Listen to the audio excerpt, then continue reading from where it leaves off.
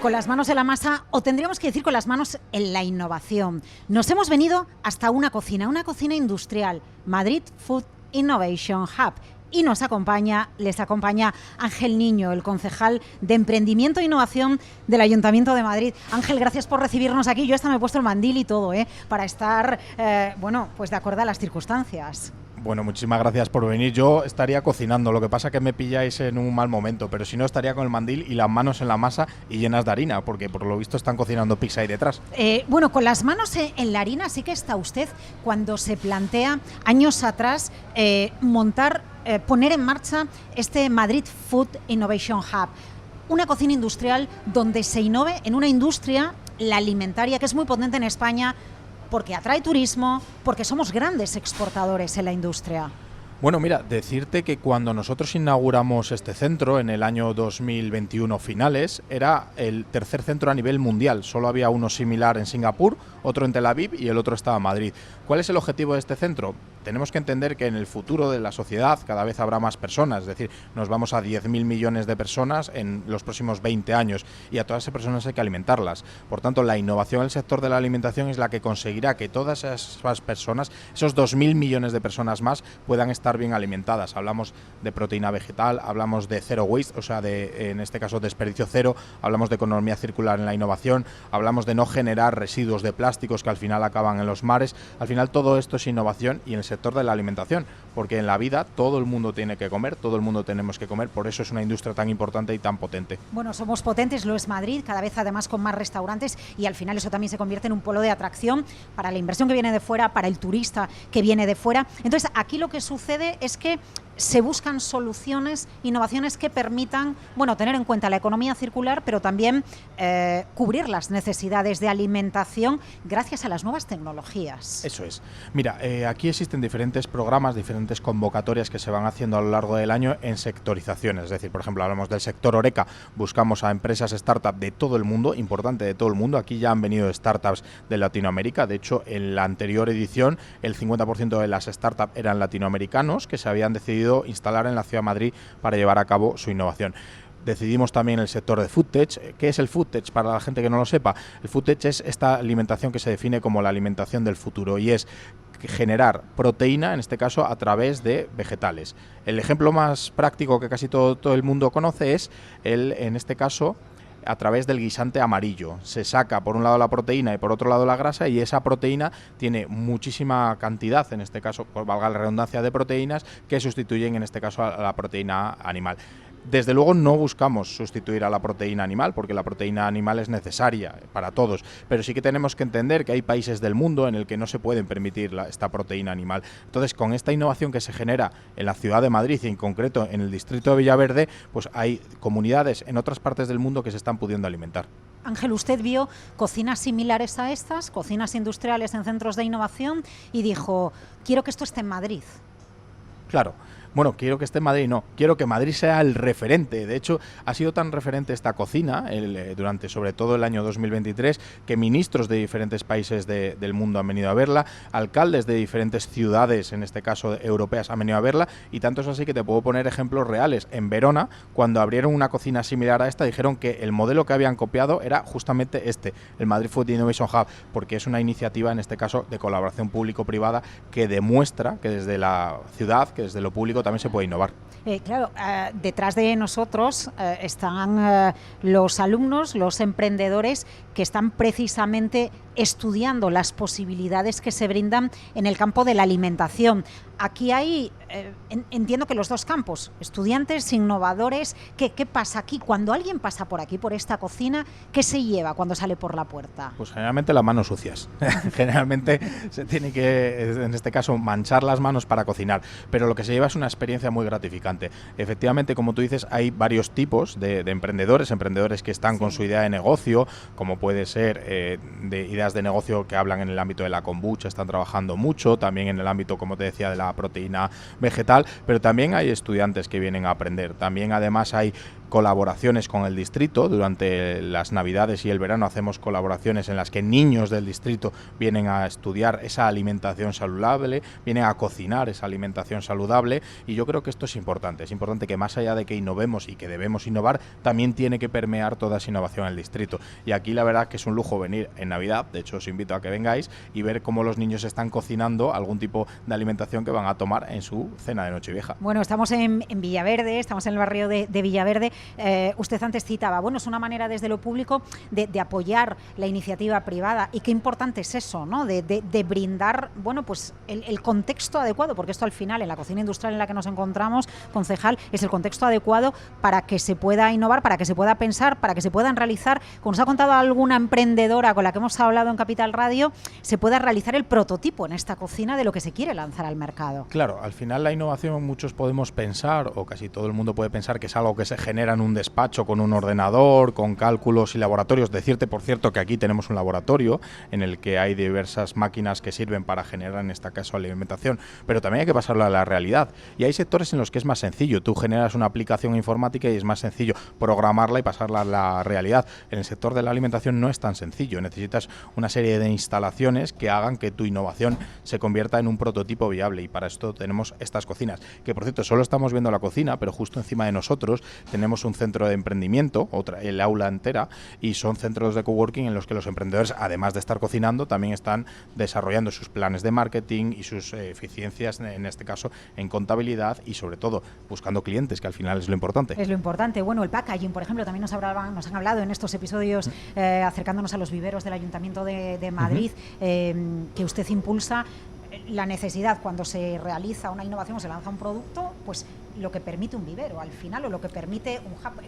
Al final se trata de alimentar el ecosistema para que incluso entre los propios emprendedores puedan darse soluciones a lo que ellos mismos precisan para tener éxito en el mercado. Claro, al final los viveros de empresa tienen dobles objetivos. En primer lugar, efectivamente, proporcionar un espacio en el que el emprendedor pueda llevar a cabo su negocio, con mentores que le ayuden a crecer de manera más rápida, de manera más eficiente y sobre todo de manera más segura, porque en el emprendimiento también es importante, pero también tiene otra coyuntura, en este caso, que es la sinergia que se generan entre los propios emprendedores. Cuando tú estás emprendiendo, y lo dice alguien que emprendió hace muchos años, generalmente estás muy solo, muy solo. De hecho, no tienes ni cena de Navidad, ahora que se acerca la Navidad.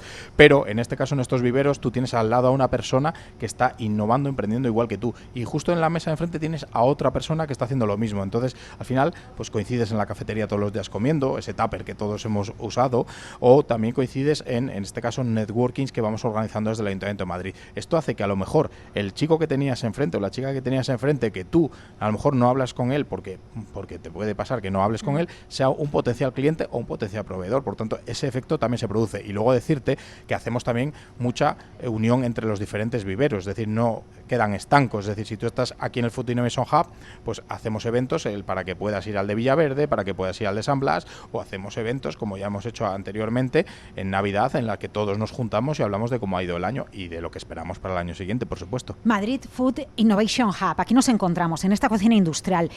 ¿Puede replicarse este modelo en otros sectores, Ángel? Es decir, encontrar el lugar práctico, porque sabemos que se trabaja con las oficinas, con la mentorización, con la consultoría, con el plan de negocio, con los Excel, es lo que más nos repiten los emprendedores. Encontré alguien que me ayudó a entender el Excel, o a qué le tenía que dar importancia en el Excel, pero al final es replicable un espacio físico donde prototipar.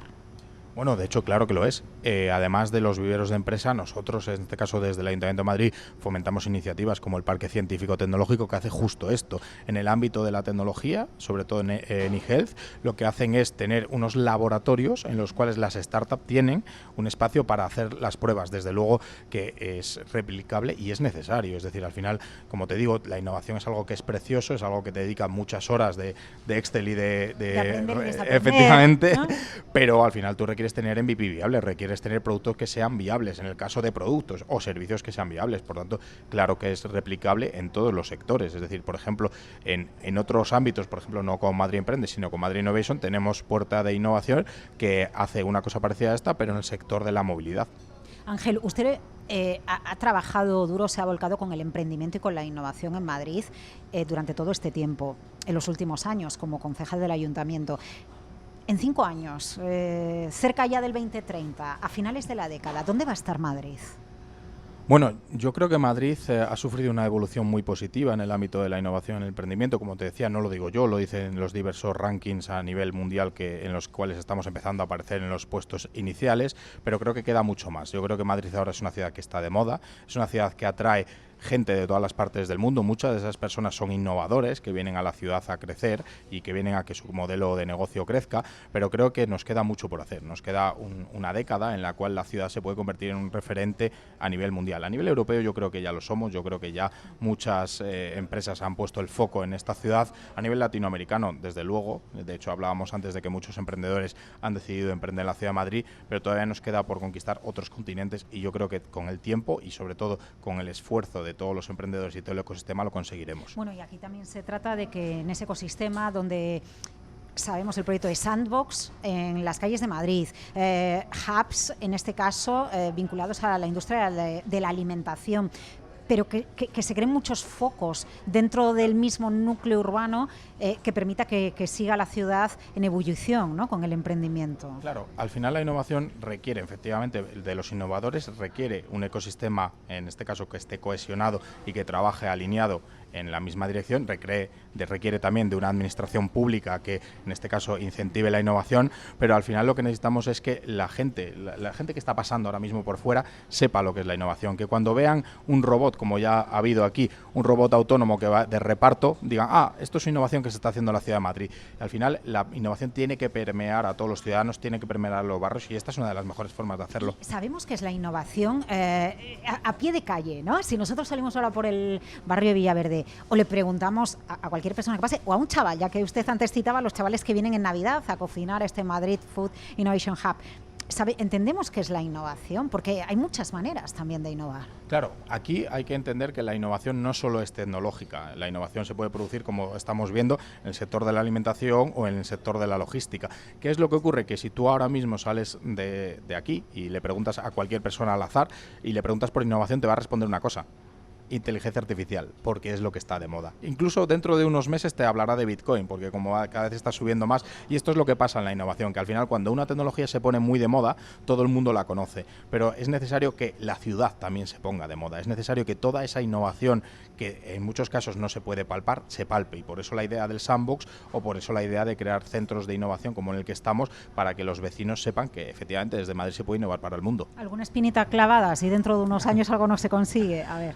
Bueno, yo creo que uno de los proyectos más arriesgados que hemos lanzado y que vamos a lanzar es el Sandbox. Mi espinita clavada sería que no pudiéramos ver que la ciudad de Madrid tuviera a ese coche autónomo circular o en este caso esos drones de reparto que también queremos traer.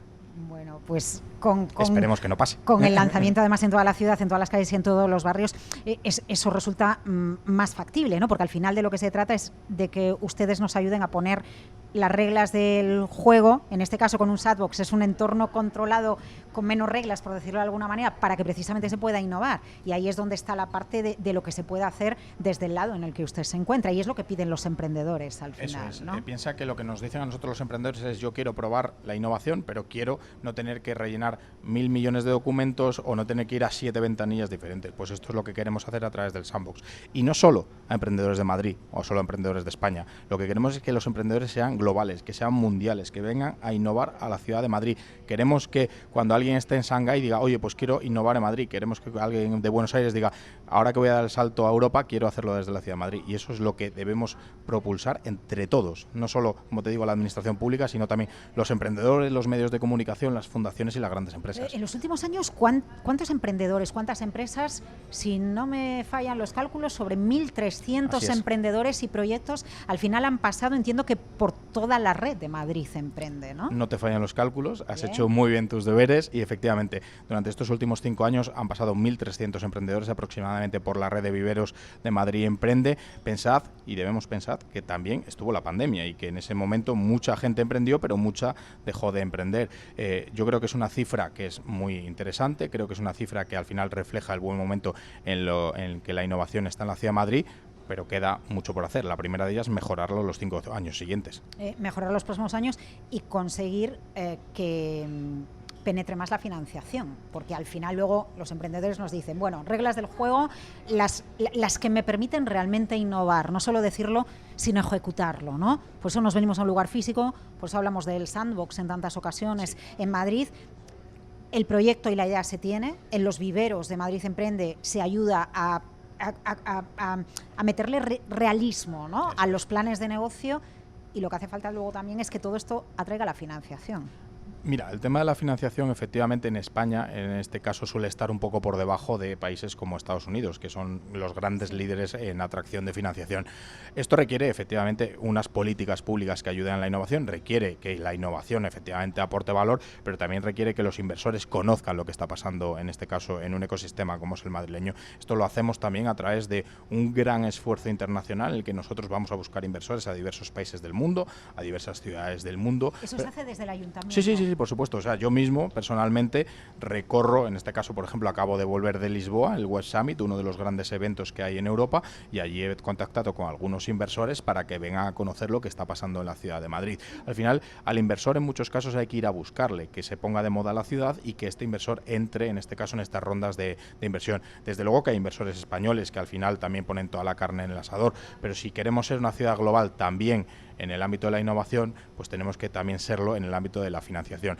Existen grandes fondos de inversión que ya están estableciéndose en la ciudad de Madrid, pero todavía, una vez más, queda mucho por hacer. Bueno, y que cuando alguno de esos grandes fondos está buscando dónde hay oportunidad, dónde hay valor, por lo tanto, ¿no?, de un proyecto que puede escalar de aquí a unos años, es necesario también posicionarse, y para posicionarse entiendo que hay que visibilizarse, ¿no?, y que la I de Madrid, ¿no?, sea la I mayúscula de la innovación, ¿no? Totalmente, y que además de esa I que sea mayúscula, que aporte valor, insisto, porque al final en el mundo de la innovación, y te lo dice alguien que lleva muchos años en este sector, efectivamente hay muchas innovaciones que llegan a un buen puerto, hay otras que no llegan a un buen puerto, pero también hay algunas que también son un poco difusas, y esto es una de las cosas que se hace desde los viveros de empresa de Madrid, es cuando una innovación es un poco difusa, se le centra, se le explica ese famoso Excel, el Excel lo soporta todo. Yo me acuerdo perfectamente cuando hacía mis planes de negocio que según el Excel ganabas 1 millón de euros el primer año. Mentira, nada más lejos de la realidad, porque existen un montón de factores que hace que eso no pase. Pues los que hacen los mentores, lo que se hace en los viveros de empresa, lo que se hace en todos los centros de innovación del Ayuntamiento de Madrid, es decir, este Excel que tú has hecho está fantástico, pero la realidad de lo que te va a pasar es otra. Y esto es importante porque focalizar la innovación también es importante, que esas empresas tengan clara una hoja de ruta para crecer, tengan clara una hoja de ruta para crear ese producto viable, o tengan clara esa hoja de ruta para pivotar, que ahora es una de las palabras más de moda en el ámbito de la innovación. Es necesario que alguien te ayude, y para eso estamos nosotros, el Ayuntamiento de Madrid. La innovación por un lado, pero ya que nos estamos metiendo con las manos en la masa, el ser conscientes. Además de las manos está oliendo estupendo, ¿eh? Esto no lo bueno, verá yo no la lo gente quería que nos decir, piense. porque lo ha dicho Ángel Niño, pero realmente huele mientras estamos haciendo esta entrevista, que madre mía. Sí, pero bueno, vinculándolo incluso con las recetas, con los que está sucediendo, ¿no? Y sabemos que están haciendo aquí detrás de nosotros, quienes están en este Madrid Fat Innovation Hub, una receta de cocina tiene que seguir unas pautas y se cumple y sale el producto perfecto, y cuando se industrializa y se produce a escala hay que hacerlo así. En el emprendimiento hay que tener en cuenta muchos frentes con los que a veces no contamos. No sé si son las externalidades, y un emprendedor es consciente más o menos de que eso también sucede en economía. Claro, vamos a ver, en el mundo del emprendimiento, a día de hoy yo no conozco a nadie que tenga la clave del éxito. A lo mejor hay alguien que me dice, oye, Elon Musk, bueno, pues Elon Musk también ha quebrado empresas antes de que todas funcionen. Entonces, en el mundo del emprendimiento, la clave del éxito, como te digo, yo no conozco a nadie que la tenga, pero sí que tenemos una serie de pautas que te ayudan a crecer de manera ordenada. O sea, lo que es muy poco probable es que una empresa que, por ejemplo, haya pasado de 1 a 600 trabajadores en un año consiga mantener ese modelo de crecimiento. ¿Por qué no lo puede conseguir? Porque nada es eterno y la innovación tampoco. Entonces, al final, cuando tú tienes una hoja de ruta bien marcada de crecimiento, cuando tú tienes una hoja de ruta marcada también de planes de marketing, cuando tienes una hoja de ruta marcada de innovación, porque al final dentro de las empresas, todas las empresas tienen que innovar, pues al final es mucho más sencillo llegar a buen puerto. La realidad es que efectivamente en esta época en la que vivimos ya hay un montón de centros de innovación, tanto públicos como privados a nivel mundial, pero también es cierto que afortunadamente esto es así. porque cuando yo emprendí hace muchos años no existían centros de innovación y te pasaban cosas como la que me pasó a mí. ¿Qué le hubiera pasado a usted si de repente se hubiera encontrado, no sé si con esta cocina, porque sus empresas eran de alimentación? No, eran de moda, sector textil.